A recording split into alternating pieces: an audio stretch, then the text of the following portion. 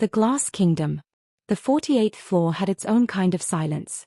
Not the soft silence of sleep, or the warm silence of a Sunday morning. This was the silence of money, polished, pressurized, and deliberate. The kind that had rules. The kind that said, move quietly, disappear completely, and never, ever let them see you. Ellie knew the rules better than she knew her own name. She was 10 years old, small enough to tuck herself behind the cleaning cart like a shadow folding into a wall, and she had learned long ago that the 48th floor did not belong to girls like her. It belonged to the glass, floor-to-ceiling panels that swallowed the city skyline and gave it back as something colder, something owned. It belonged to the marble that never scuffed no matter how many shoes crossed it. It belonged to the men in black suits who stood at corners like statues that had learned to breathe. Most of all, it belonged to him. But we'll get to him. First, there was her mother. Lena moved through the corridors of Haniel Tower the way water moves through stone, not forcing, just finding. Her hands knew every surface. The chrome door handles she polished to a mirror finish, the glass walls she cleared of fingerprints left by men who never looked down, the elevator panels she wiped until they reflected a world that would never reflect her back. Lena was 34 years old with a quiet face and a quieter heart, and she had built her entire life around one single, unspoken prayer. Let my daughter go unnoticed. Let her be safe in her smallness. Ellie understood the prayer without ever being told it. She understood it in the way her mother squeezed her hand twice whenever an executive walked past. Don't speak.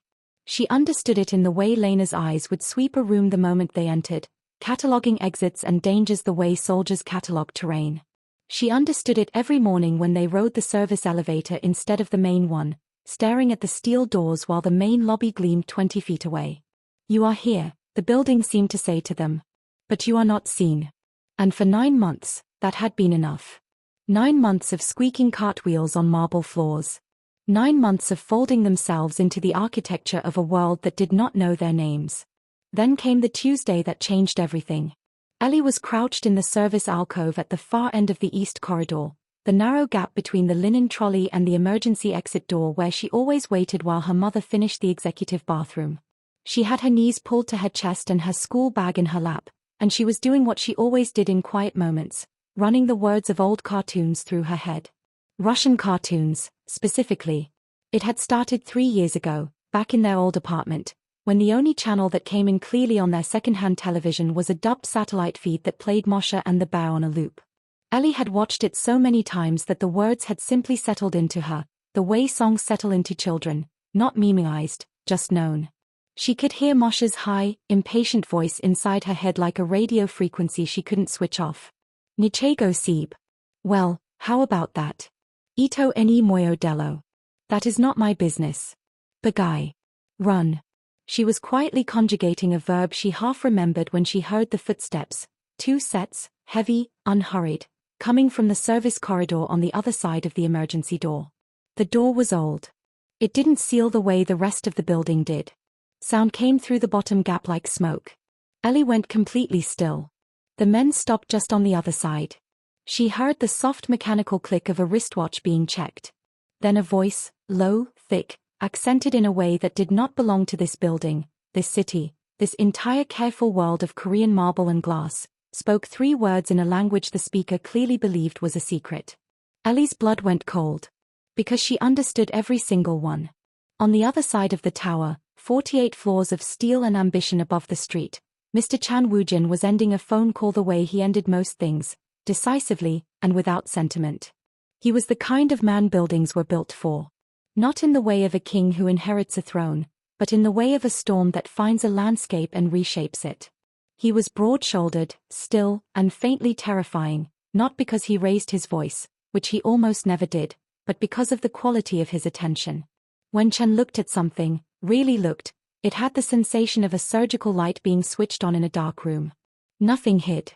His left forearm rested on the desk, the sleeve of his white shirt folded twice above the wrist, revealing the dark cascade of ink that had mapped itself across his skin over 15 years of a life no corporate biography would ever accurately describe.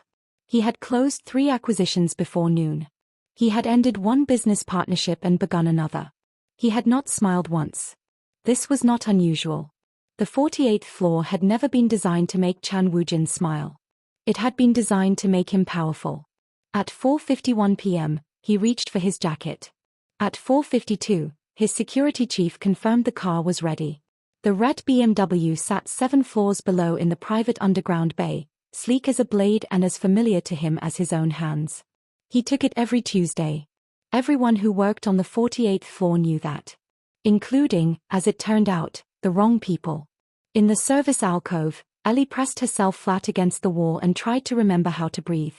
The men on the other side of the door were still talking. Still certain. Still laughing softly at a joke she now wished she'd never understood. She looked down the corridor toward the executive bathroom where her mother was working. She looked at the elevator, 30 meters away. She looked at the clock on the wall above the fire extinguisher. 4:53 p.m. The words from the other side of the door played back in her mind like a tape on a loop. Podsidnum. Bolshoi bum. Piat Chasov. Under the seat. Big boom. 5 o'clock. Ellie stood up. Her legs were shaking. Her heart was hammering so hard she could feel it in her teeth. Every rule her mother had ever taught her, stay small, stay quiet, stay invisible, rose up inside her like a wall. She walked toward the elevator anyway. Mr. Chan Woojin did not walk into rooms. He arrived in them. There was a difference, and everyone on the 48th floor understood it instinctively, the way animals understand weather before it breaks. When the elevator chimed at 8:15 each morning and the doors opened onto the executive corridor, the entire floor shifted. Assistants straightened. Conversations shortened. The very air seemed to pull itself tighter, as though the building itself was coming to attention. He was broad-shouldered and unhurried, which somehow made him more dangerous than a man who moved fast. His white shirt was always crisp, always rolled twice at the sleeves, revealing the dark geography of ink that wrapped his entire left forearm, a map of a life that his corporate biography would never accurately describe. His hair was perfectly slicked back. His expression was the same whether he was closing a $50 million acquisition or ordering coffee, a kind of flat, surgical attention that made people feel they were being quietly taken apart and evaluated. Chan Woojin had built Hanyul Capital from a single room in a Koreatown basement into a tower that bore his architectural fingerprints on every floor.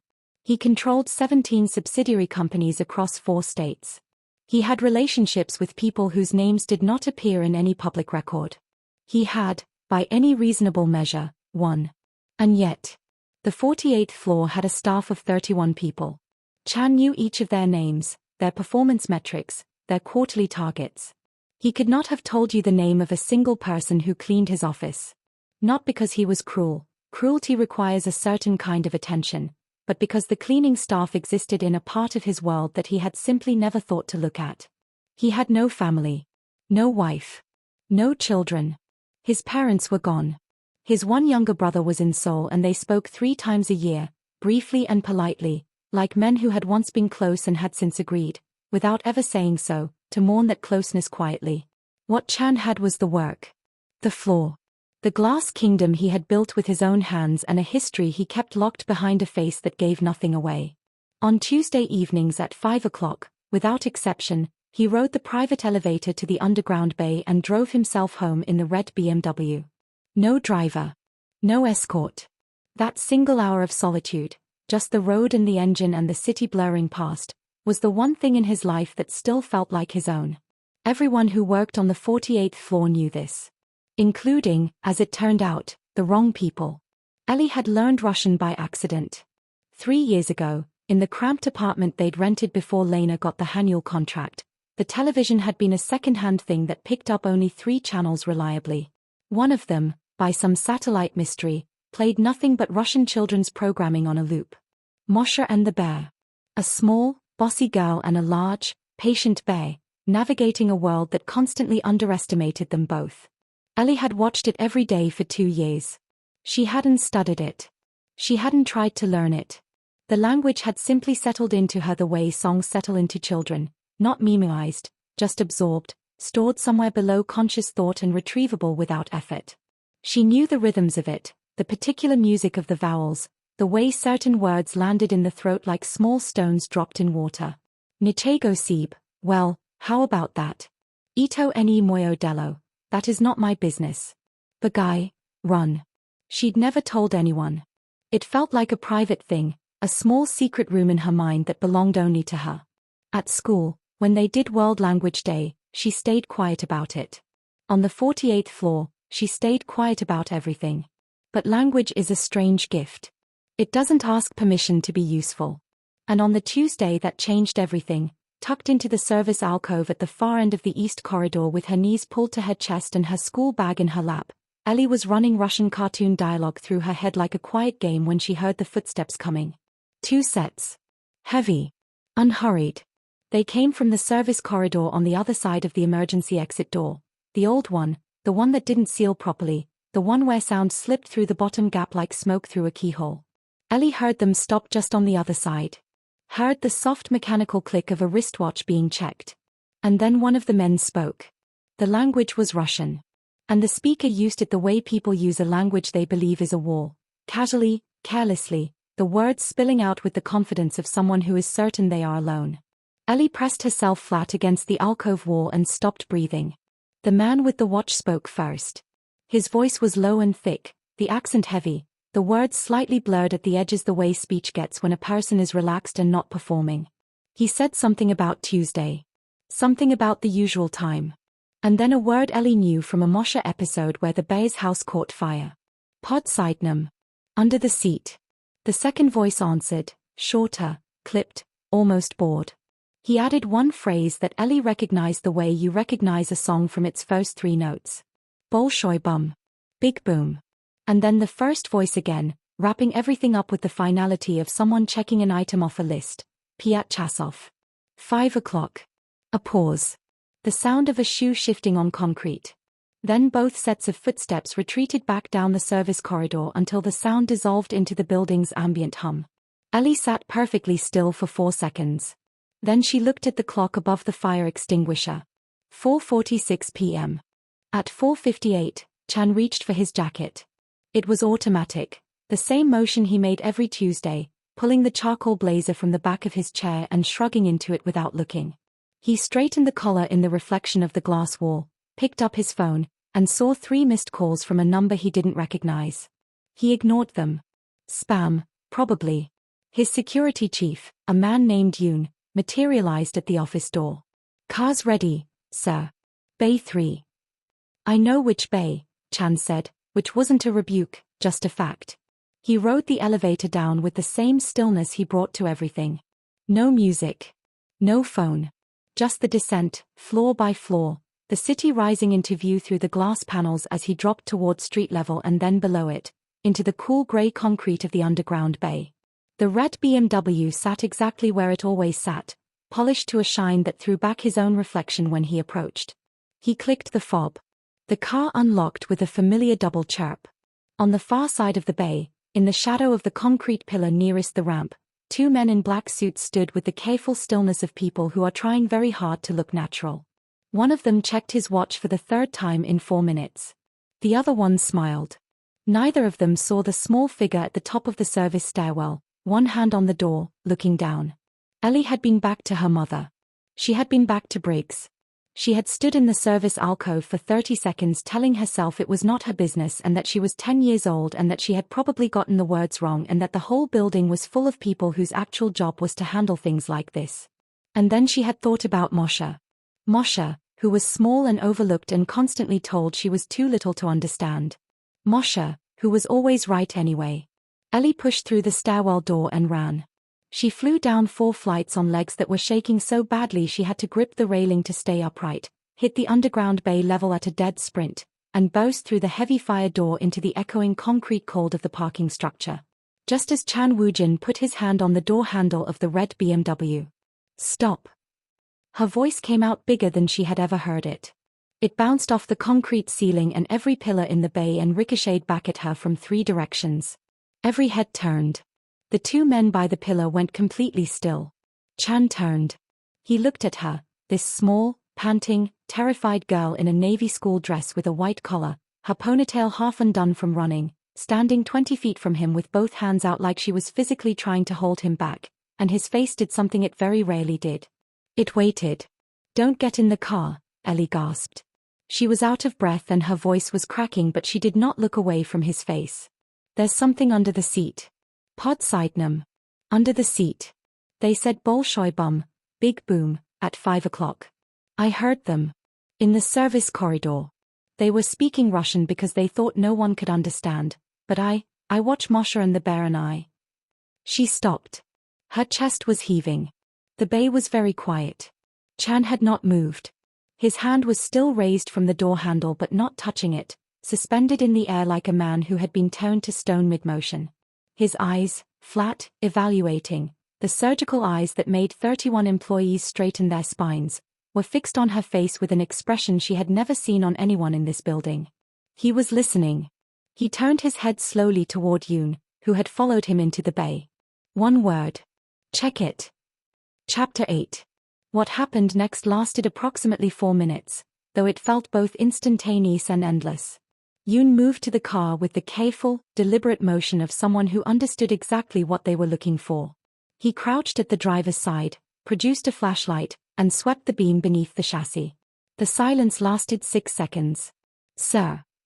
That was all he said. Just "sir," in a voice that had gone completely flat. But it was enough. Chan's arm moved, one short, precise gesture, and the bay transformed. 3 men in plain clothes who had been positioned at various points in the underground structure materialized from the periphery, moving fast and without noise. The 2 guards by the pillar had exactly 2 seconds to register what was happening before they were against the concrete wall, arms behind them, with a speed and economy of force that suggested this was not the first time these particular men had disarmed someone who deserved it. There was no shouting. No dramatic speech. Just the flat, efficient sound of disciplined violence doing exactly what it was designed to do. The bomb squad arrived 11 minutes later. The device under the driver's seat was real, compact, professionally assembled, and wired to a remote trigger. The kind of thing, the lead technician said in a voice stripped entirely of emotion, that would have taken out the car and a 15-foot radius around it. Ellie stood at the far edge of the bay the whole time, back against the wall, her school bag still on her shoulders. At some point, her mother appeared at her side, someone must have called up, and Lena pulled Ellie against her without saying a word.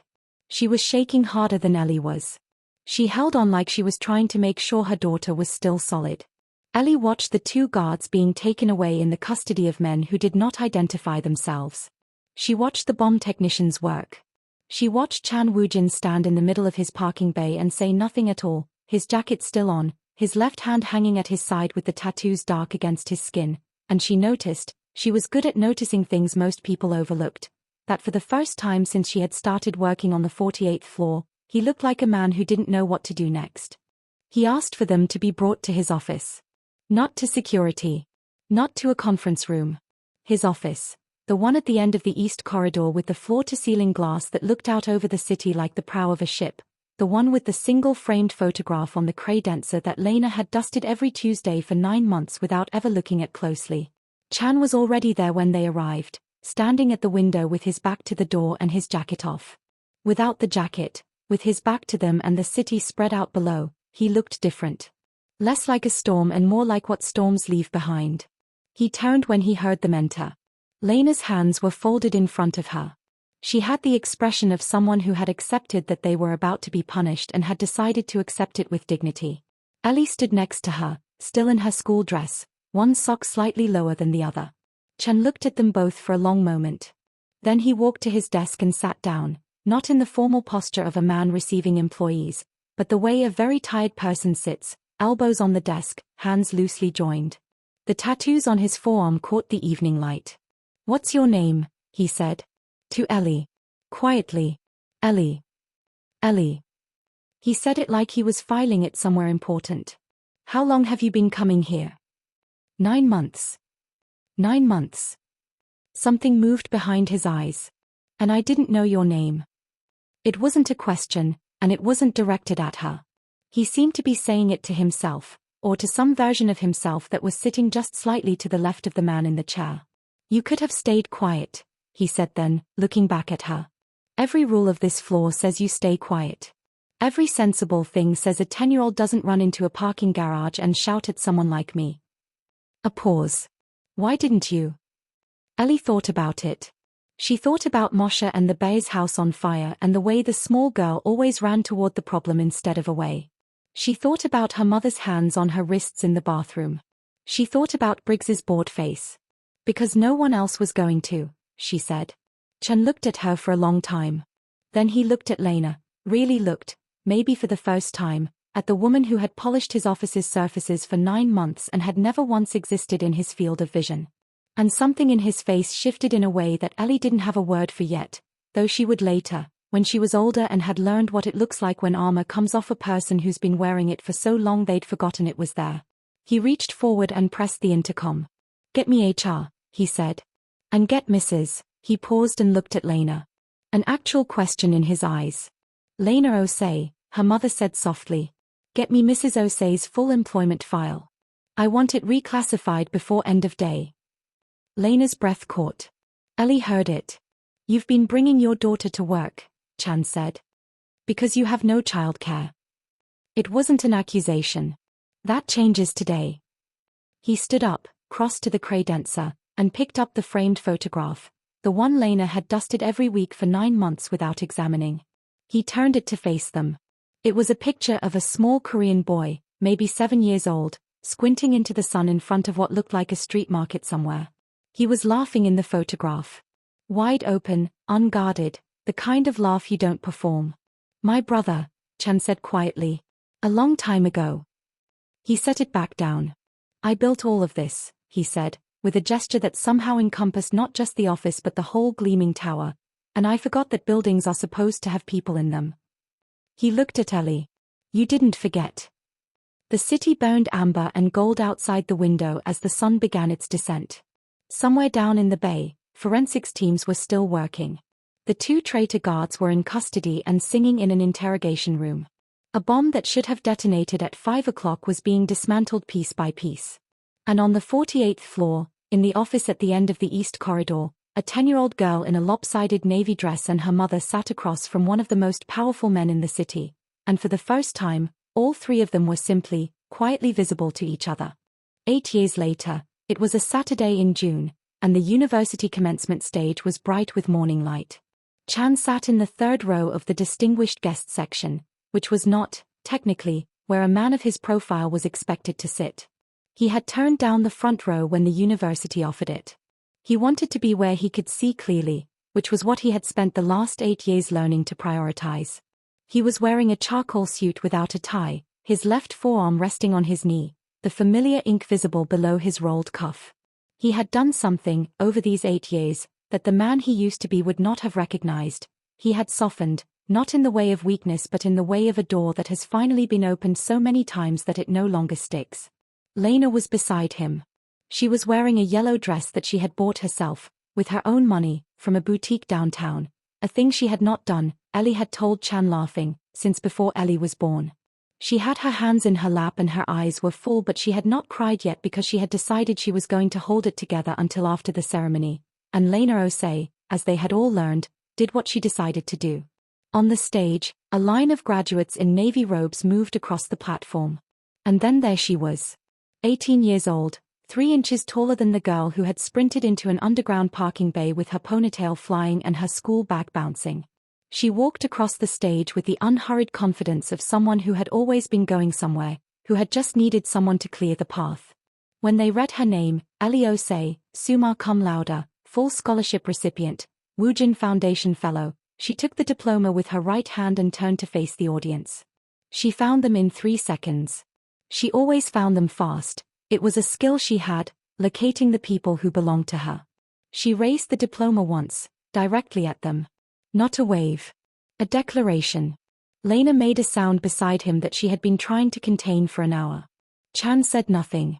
He didn't trust his voice. He thought about a parking bay. About a girl with both hands out and a voice that bounced off every concrete pillar. About a photograph he had stopped seeing because he had stopped letting himself look at things that felt like loss. He thought about the version of himself that had built a tower and filled it with glass and called it winning. He thought about how you can control an entire floor of 31 people and still not know a single name that matters. He leaned forward slightly and pressed his hands together, not clapping, not yet, just holding the moment for 1 second before it became a memory, and looked at the girl on the stage who had, 8 years ago, run toward danger when every rule of her small, careful world said to stay invisible.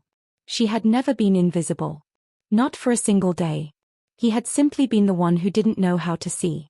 The applause started around him and Chan let go of the breath he'd been holding for 8 years and finally, quietly, joined it. And that is the story of a little girl who was told her whole life to be invisible, and chose, in the most important moment, to be seen. Ellie didn't have power. She didn't have a title. She had 10 years of life, a cartoon she watched too many times, and a conscience she couldn't outrun. And that was enough to save a man who didn't even know her name.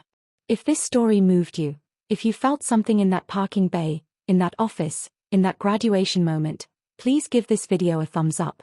It takes you 2 seconds, and it tells me that stories like this matter to you. And if you're not subscribed yet, what are you waiting for? Hit that subscribe button right now, and turn on your notifications so you never miss the next story. Because trust me, what's coming next? You are not ready. Drop a comment below and tell me where you're watching from. I read every single one. Every single one. I'll see you in the next video. Black Heart.